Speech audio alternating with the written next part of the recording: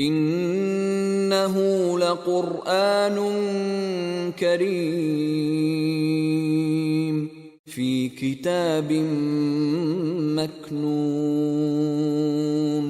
La यमस्सुहु इल्लल मुतहहरून। Auzubillahi minash-shaytanir-rajim. Bismillahir-rahmanir-rahim.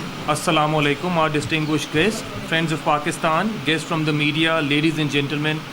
I warmly welcome you all for coming here today and showing solidarity for the just cause of Kashmiri people in pursuing their right of self-determination as enunciated by United Nations in its resolution in 1948. Before proceeding the ceremony, I would like to call Mr. Farhan Ahmed for Tilawat Quran Pak. Start with.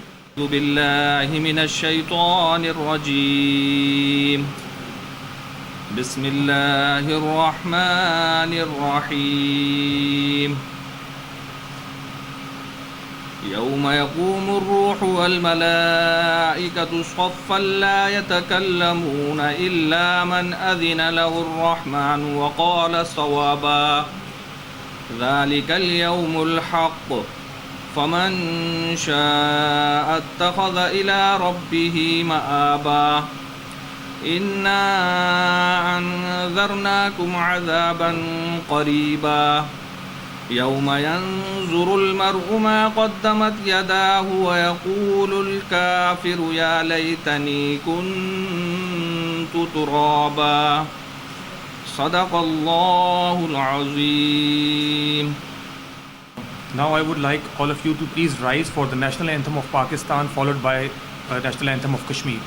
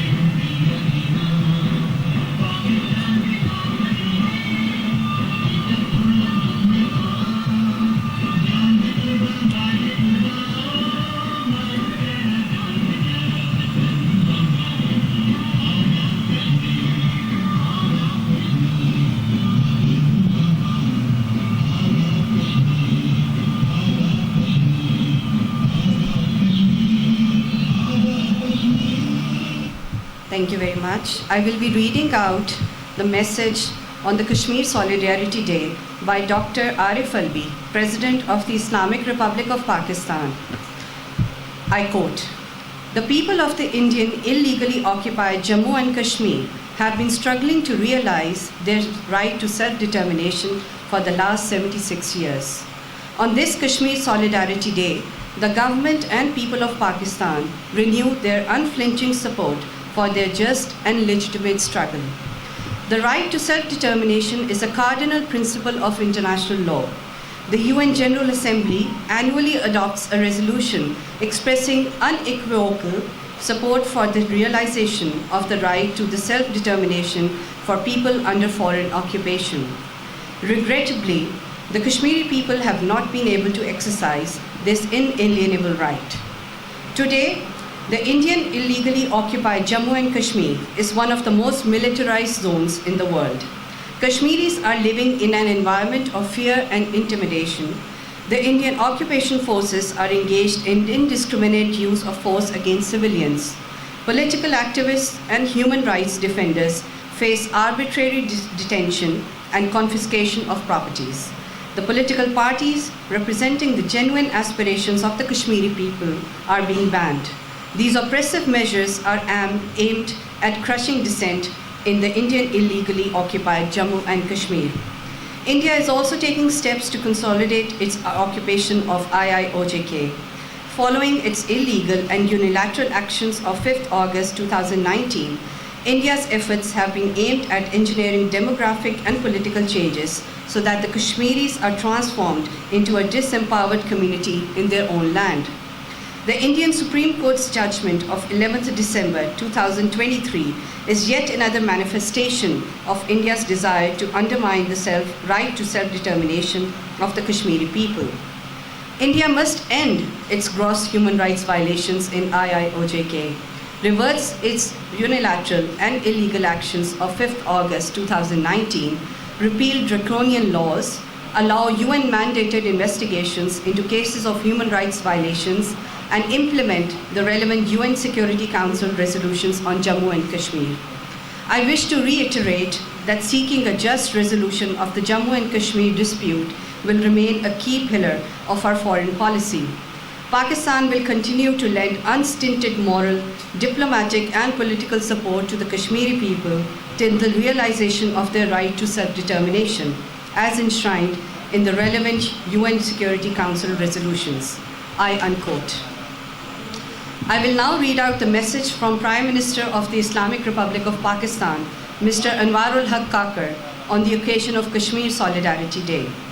The Kashmir Solidarity Day is annually observed on the 5th of February to express Pakistan's unwavering support to the Kashmiri people's just struggle for realization of their right to self-determination. This is also an occasion to pay rich tribute to the sacrifices made by our Kashmiri brothers and sisters during the last 76 years. The relevant UN Security Council resolutions provide that the final disposition of Jammu and Kashmir will be made in accordance with the will of the people of Jammu and Kashmir, expressed through the democratic method of a free and impartial plebiscite conducted under the auspices of the United Nations. However, over the last 76 years, India has carried out a relentless campaign to intimidate and suppress the people of Indian illegally occupied Jammu and Kashmir. In Indian illegally occupied Jammu and Kashmir, the iron-fisted Indian approach frequently manifests itself in extrajudicial killings, arbitrary detentions, and custodial torture. India has muzzled the media and incarcerated the Kashmiri leadership and human rights defenders. These excesses have been well documented by several human rights organizations and international media outlets. India's illegal and unilateral actions of 5th August 2019 were a blatant violation of international law, including the UN Charter, 4th Geneva Convention, and the relevant UN Security Council resolutions. India has since been engaged in efforts to further entrench these illegal measures through a series of steps aimed at altering the demographic structure and political landscape of Indian illegally occupied Jammu and Kashmir.